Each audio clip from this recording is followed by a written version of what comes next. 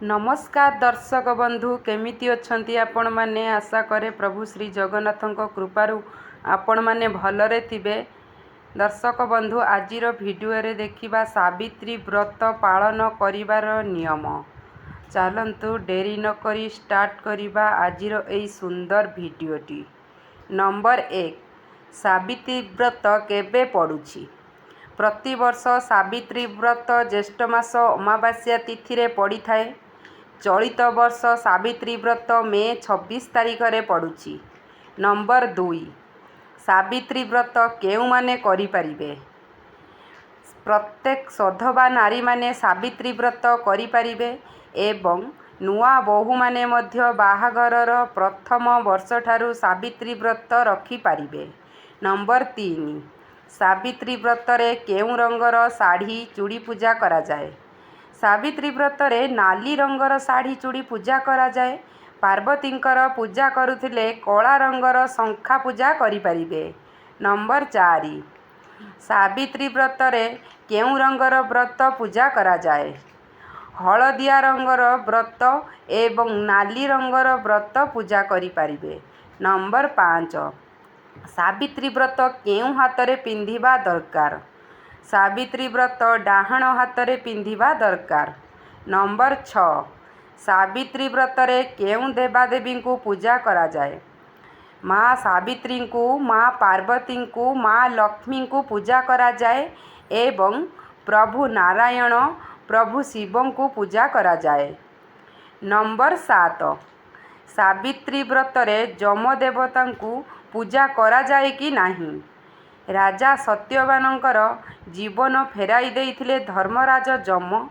राणी सावित्री सेथिपाई धर्मराज जम को पूजा करिथिले। सेथिपाई चाहिले धर्मराज जमंकर पूजा करि परिबे स्वामींकर दीर्घायु पाई। नंबर 8 कौन पाई सावित्री व्रत पालन करा जाए। स्वामींकर दीर्घायु पाई सावित्री व्रत पालन करा जाए।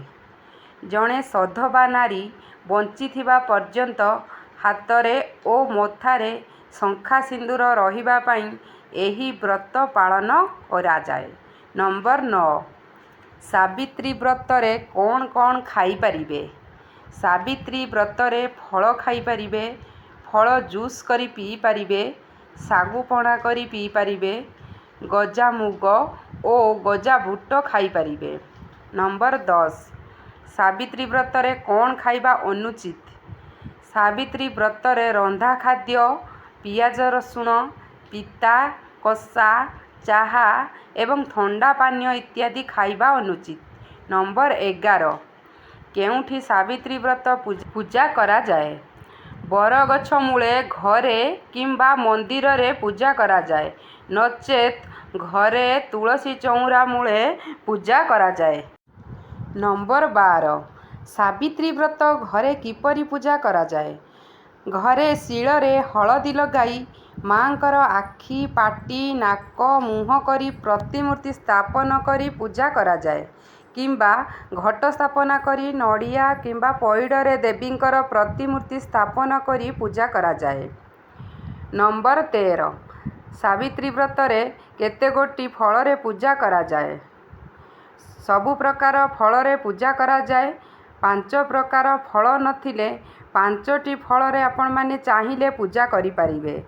नंबर 14 सावित्री व्रत रे कौन कौन जरूरी होई थाए। आंब पत्र, दुब, बरकोली, गुआ, अरुआ चाउल, कौड़ी, पित्तल बा माटी कलश, सिंदूर, चूड़ी, अलता, साड़ी, फूल, दीप, पित्तल थाली इत्यादि जरूरी होई थाए। नंबर 15 सावित्री व्रत रे केतोटी गंठी थाए। सावित्री व्रत दिन प्रत्येक महिला माने सावित्री व्रत धारण करिथांती। व्रत रे 7टी गंठी पड़ी थाए। व्रत को हलदी रे गुड़ाई बा हलदिया रंगर व्रत धारण करिबा उचित। नंबर 16 सावित्री भार बाप घरु आसीबा दरकार कि नाही। सावित्री व्रत स्वामी को पाई करा जाई थाए, तेणु सावित्री व्रतर समस्त पूजा सामग्री स्वामी को घरु आनी पूजा करिबा उचित। ବାପାଙ୍କୁ କଷ୍ଟ ଦେଇ ସାବିତ୍ରୀ ବ୍ରତ ପୂଜା କଲେ ସ୍ୱାମୀଙ୍କର ଅମଙ୍ଗଳ ହୋଇଥାଏ। ମଣିଷମାନେ ଏହିସବୁ ହିଁ ତିଆରି କରିଛନ୍ତି। ଏହା ପୁରାଣ ସମ୍ମତ ନୁହଁ। ନମ୍ବର 17 ବ୍ରତ ଦିନ ସ୍ୱାମୀଙ୍କୁ ପୂଜା କରାଯାଇଥାଏ କି ନାହିଁ? ବ୍ରତ ଦିନ ସ୍ୱାମୀଙ୍କୁ ସମ୍ମାନ ଦିଆଯାଏ। ବ୍ରତ ଦିନ ସ୍ୱାମୀଙ୍କର ପୂଜା ନୁହେଁ, ତାଙ୍କର ଆଶୀର୍ବାଦ ଦରକାର। ନମ୍ବର 18 ବ୍ରତ ଦିନ କ'ଣ କରିବା ଉଚିତ ନୁହଁ? ସ୍ୱାମୀ ସ୍ତ୍ରୀ ସଙ୍ଗ କରିବା, କଟୁ କଥା କହିବା, ପିଲାଙ୍କୁ ମାରିବା, ଚୁଡ଼ି ଉତାରିବା ଏବଂ ସ୍ୱାମୀ ସ୍ତ୍ରୀ ଶାରୀରିକ ସମ୍ପର୍କ ରଖିବା ଉଚିତ ନୁହଁ। ସାବିତ୍ରୀ ବ୍ରତରେ ଏହିସବୁ କାମ କରିବା ଉଚିତ ନୁହଁ। ନମ୍ବର 19 ଛୁତକ ଏବଂ ମୃତକ ସମୟରେ ବ୍ରତ କରାଯାଇଥାଏ କି ନାହିଁ? ଛୁତକ ଏବଂ ମୃତକ ସମୟରେ ବ୍ରତ କରାଯାଇନଥାଏ।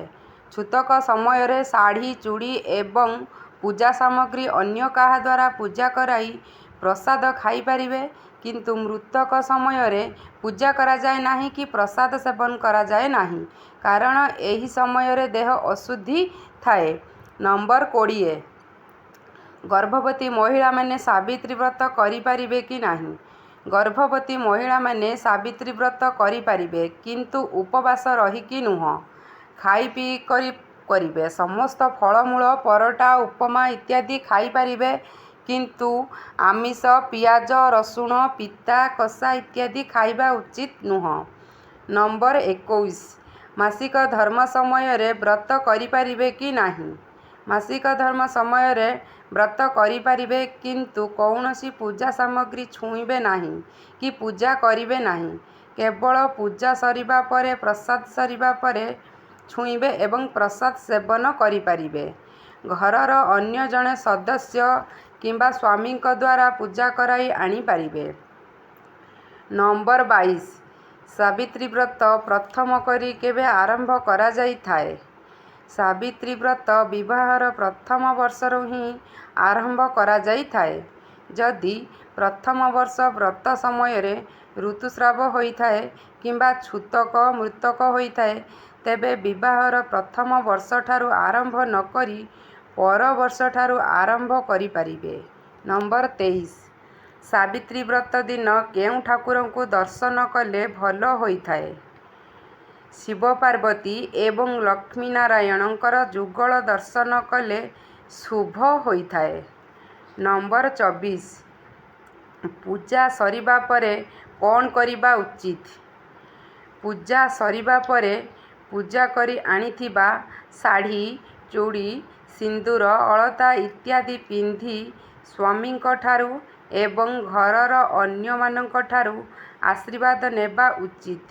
ସ୍ୱାମୀ ଯଦି ନିଜ ହାତରେ ପ୍ରସାଦ ଖୁଆଇ ବ୍ରତ ଭାଙ୍ଗନ୍ତି, ତେବେ ଆହୁରି ଶୁଭ ହୋଇଥାଏ ଏବଂ ସାବିତ୍ରୀ ବ୍ରତ ଦିନ ଯଦି ସିନ୍ଦୂର ସ୍ୱାମୀ ପିନ୍ଧାଇ ଦିଅନ୍ତି, ଏହା ଅତ୍ୟନ୍ତ ଶୁଭ ହୋଇଥାଏ ସ୍ତ୍ରୀ ପାଇଁ। ନମ୍ବର 25 ସାବିତ୍ରୀ ବ୍ରତ କେଉଁ ଦିନ ଉଝାଯାଏ? ବ୍ରତ ପରଦିନ ଗାଧୋଇ ସାରି ଘର ଠାକୁରଙ୍କୁ ପୂଜା କରିବା ପରେ ବ୍ରତକୁ ଉଝେଇ ପାରିବେ। ଦର୍ଶକ ବନ୍ଧୁ, ଆମ ଭିଡ଼ିଓଟିକୁ ଶେଷ ପର୍ଯ୍ୟନ୍ତ ଦେଖିଥିବାରୁ ଆପଣମାନଙ୍କୁ ହୃଦୟରୁ ଧନ୍ୟବାଦ ଜଣାଉଛି। ଯଦି ଆମ ଭିଡ଼ିଓଟି ଭଲ ଲାଗିଥାଏ, ତେବେ କମେଣ୍ଟ କରିବେ ଏବଂ ଯଦି ନିଜ ସ୍ୱାମୀଙ୍କୁ ଭଲ ପାଉଥିବେ, ତେବେ କମେଣ୍ଟରେ ମା ସାବିତ୍ରୀ ଲେଖିବା ସହ ଦୟାକରି ସବସ୍କ୍ରାଇବ୍ କରିଦେବେ। ନମସ୍କାର। ଭଲରେ ରୁହନ୍ତୁ ଆପଣମାନେ, ଏତିକି ପ୍ରଭୁ ଶ୍ରୀ ଜଗନ୍ନାଥଙ୍କ ପାଖରେ ପ୍ରାର୍ଥନା। ନମସ୍କାର।